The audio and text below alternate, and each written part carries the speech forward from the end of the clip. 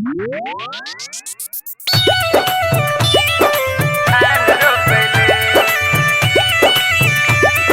प्रतिमा recording studio Sheikhpura.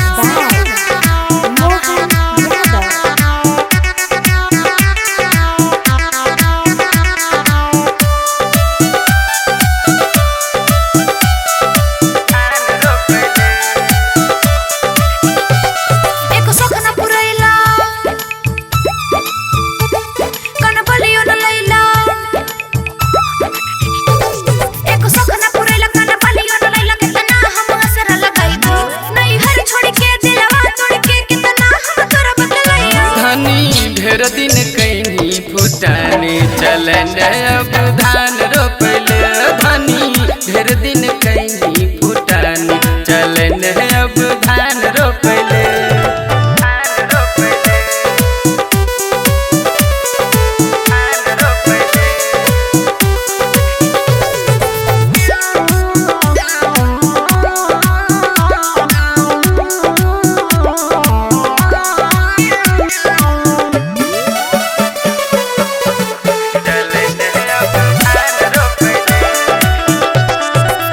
दान कर बाबूजी बना के कन्हैया सासू के सेवा करे सिखले खुन मैया।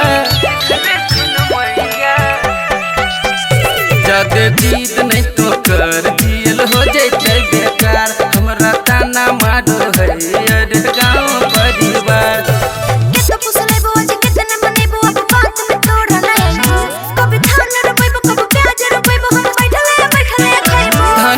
ढेर दिन कहीं फुटाने चलन अब धान रोपले धनी ढेर दिन कहीं फुटाने चलन अब धान रोपले।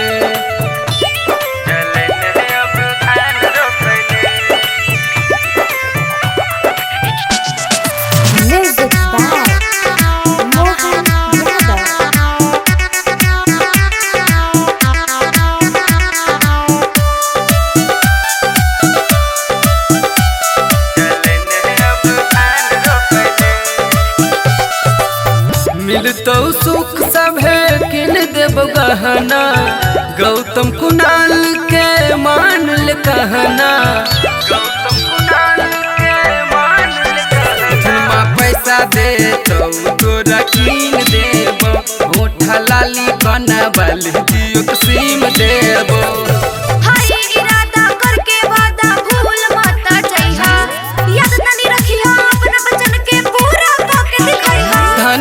ढेर दिन कहीं फुटाने चलन अब धान